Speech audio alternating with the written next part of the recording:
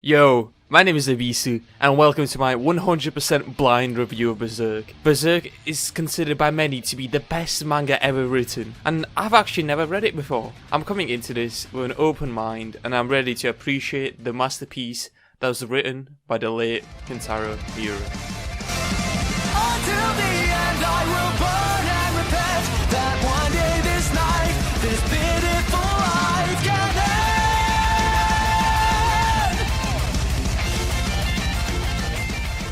Alright, first of all, before I get into the story and the review of it, let me get the serious talk out of the way. As probably all of you are aware, Kentaro Miura has passed away recently. As someone who's always heard of Berserk and I've known of it for absolutely ever, this really pushed me to finally read it. I've always heard great things about this manga, so now I just wish to experience the greatness that is the world of Berserk, and appreciate the lifelong work of Kentaro Miura. Actually, I lied about the review being 100% blind. It's actually like 99.5% blind, as I've read up to the third chapter before. That time I can't lie, it just really bored me to no end.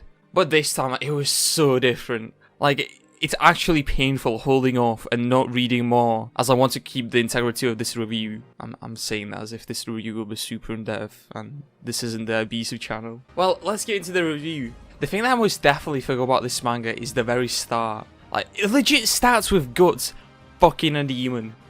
Like, this dude is just straight laying a pipe on what I would assume is a succubus. That is just, it's fucking metal. Like, I don't think there's any other way I could describe it other than it's just metal. And then, you know, the succubus or the demon tries to kill him, and bro, he just straight murders her. Like, just absolute legend. Also, has anyone made the connection that Guts, I don't know, he kind of reminds me of Vayne from League of Legends. I know, like, the only connection is that they have, like, a little crossbow on their arm, but, you know, I thought it was kind of cool. Alright, so the first few chapters are just centered on us beating Guts, and him hunting down these apostle dudes. Honestly, don't know what the fuck they are at this point, but, you know, apostle is pretty cool. The first one is a pretty basic villain, you know, he's just evil for the fuck of it, nothing deeper. You know, just a nice simple start, you know, I can respect that. I can respect it. Oh yeah, you know, I'm not talking about the first villain much because, I don't know, just evil, Guts kills him, you know, we move on. Alright, so the thing that is established really early on is that Guts is just fucking built different. Like, this guy's swinging a big fuck all sword that probably weighs more than your mum, so you know that shit is heavy as fuck. And not only is he just swinging that shit about like it's nothing, bro, he does it one fucking handed. Like, this guy has more strength in his one arm than like an entire Olympic powerlifting team combined. You know, another thing that we learn that is super important is that elf cum is good. Like, this is literally how I wrote it down in my notes. Like, I'm not even kidding you. Like, look. But we learned that the best boy Puck actually has some healing abilities, which is actually pretty interesting, even though he doesn't use them after showing them off once, which is kind of strange. But I'll talk more about that later on. The scene that actually just really piqued my interest is the wagon scene. I think it's like a pretty good example of what to look forward to. Guts is puking and barely in any shape to fight, but still powers through it like an absolute badass. And like, this scene just shows us that like, Guts, right, my guy isn't gonna stop because of anything. Two kind and nice characters will die. I feel like that's definitely going to be a theme throughout the entire manga. You know, this totally won't ever happen ever again, will it? And two, there's a softer side to Guts, as they did hesitate to kill the girl after she's already been possessed and she's dead or some shit, you know. This is also the scene that talks about the mark that Guts has on his neck, also called the crest, which was left there by the God Hand. Apparently it attracts evil spirits and shit like that, so, you know, it's definitely not a good thing, you know, it's probably a bad thing. Also, can someone explain why the Guts puts blood on the mark? Like, earlier on I thought that maybe putting blood on it would increase his combat abilities, as he's done it before, and then he's just absolutely demolished people. But I don't think he actually does anything, so like, what's the point of doing it? You know, that kind of just confused me. And after the wagon scene, we get into the real meat and bones of this arc. This is where Berserk really starts to show some promise. You know, the first decent villain of the story, Count Fat Cunt, I don't remember his name. I'll literally refer to him as Fat Cunt in the notes. And, you know, from now on, he'll be known as Fatty. Count Fatty. This section here is really showing me that there is depth to characters in this manga. As at first, they do seem pretty flat and just one-note characters. but they actually do develop more depth. Even Count Fatty, he has some good character notes. And we actually get to sympathize with him and understand why he's done what he has. What's his actions are still completely wrong, and it's not something you should do. It does make sense. He finds his wife in a huge orgy in what seems to be Baphomet, which it was actually kind of strange to see. An actual religious demon to be shown in Berserk was, I don't know, just kind of strange. I wasn't really expecting it. I was expecting just made up demons. But that was interesting. And due to finding his wife in such an orgy, bro, the guy just goes into a blind rage, absolutely murders everyone there, but just struggles to kill his wife. And this is where we're given a lot of information about the God Hand and the whole apostle and the cult, how all that shit works in this world. So there are these things called Behelids. Behelids? Yeah, Behelids, whatever. Can someone please help me on how to pronounce that?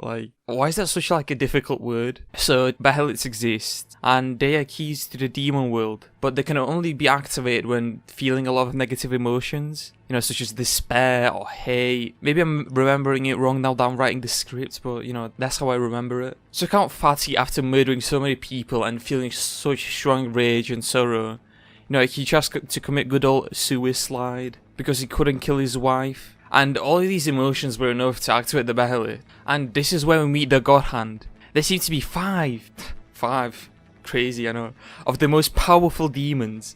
Well, that's if I'm remembering things right. And this is where we meet a really interesting character, Griffith.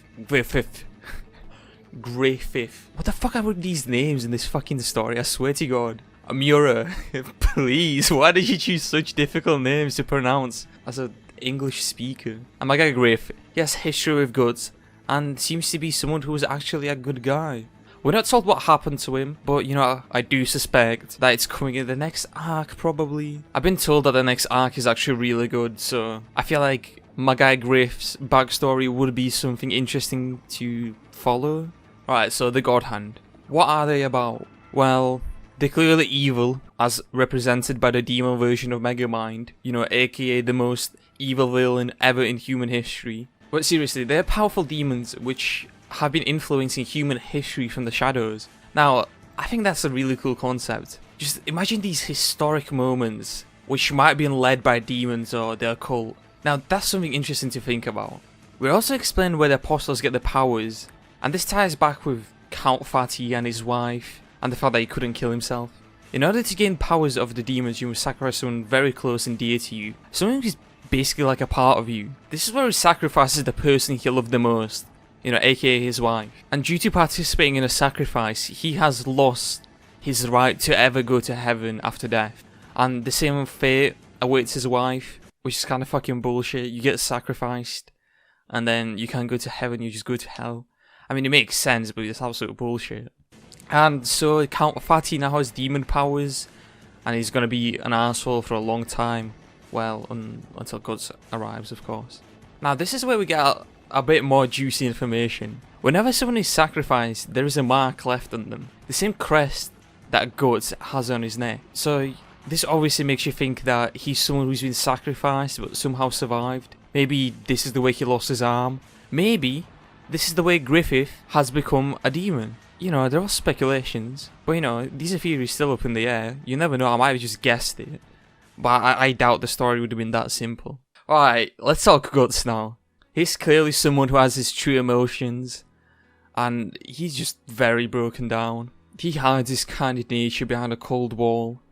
Literally, it's to the point where I was excited when he let Puck touch him instead of flicking Puck away or smacking him away like he did before. This time he just gently pushed him aside. And I just love how we slowly get to see the more delicate side to Guts. Throughout the entire arc, we get to see these small glimpses of him being more delicate and being soft on the inside. Such as the moments where he hesitated to kill the possessed girl from the car, or when he tracked down the head, of the short, scarred dude. He tracked him down just to make a promise straight to his face that he's gonna kill the Count. I just love how Guts has this depth to him, and I'm sure there's way more about him that we still yet to know. We don't know his backstory yet. We don't know his relationship with Griffith properly. There's a lot of things to explore. Also, a quick side note, it was also a nice moment when the the short old scarred guy told Fatty that he's gonna meet him in hell, and then he's one of the few souls that comes out of hell and drags him down there. Like, that was cool. Back to Guts, where we see these emotional moments throughout the entire arc until he just completely breaks down at the end. It was nice to see him cry, but I'm not sure why he was crying necessarily. Was it due to his lack of strength to take down Griffith? Or perhaps that it was blamed for the misfortune of Count Fatty's family? And Guts is definitely going to be an interesting character to explore. He just behaves in very interesting ways. It's really hard to just expect something from him. You never know what he's going to be up to.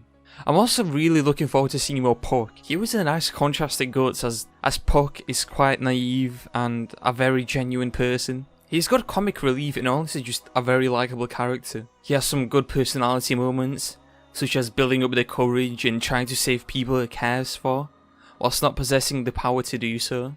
But one thing doesn't make sense to me. Why does he never end up using his healing dust again? Like, there were times when Guts is holding on just barely, and he just never gets healed by Puck. Like, that would have helped so much in that situation, but it just never happens. Like, hello Miura? Did you forget about this? Or did you not just want to use it? Like, why did you introduce the power to begin with then? Also, can I talk about some art inconsistencies for like a tiny little bit? I know this is only the start, and from what I've seen, the art becomes absolutely incredible. But Miura was most definitely struggling with anatomy at some point. This resulted in Guts having a weird looking head shape at times. You know, it's not really something that noticeable, but if you really look close, my guy has a straight up Dorito head. And you know, I would expect slightly better art, but this still looks really good. It's better than anything I could do, so you know, I can't really complain. I'm just really looking forward to seeing Miura grow as an artist throughout the entire series. Black Swordsman arc was most definitely good, and set up a lot of interesting plot points. Currently, I'm not exactly seeing the greatness of Berserk just yet, but I can most definitely see the seeds that will grow into an absolutely incredible story, given more time. I'm gonna go read the Golden Age arc. In the meantime, if you enjoyed the video, make sure to subscribe, go watch Bakuman, and peace.